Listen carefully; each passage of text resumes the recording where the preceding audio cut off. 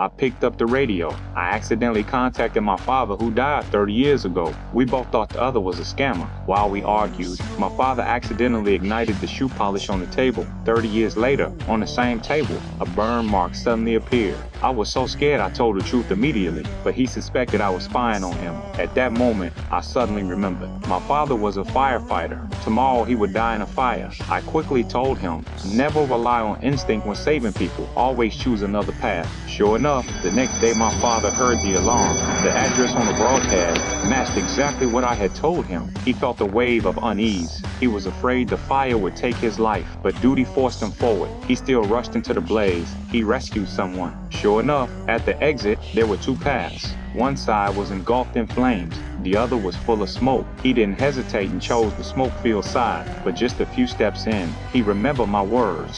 The fuck's in fire? It wasn't your fault. Just gone the other way. Just gone the other way. Just gone the other way.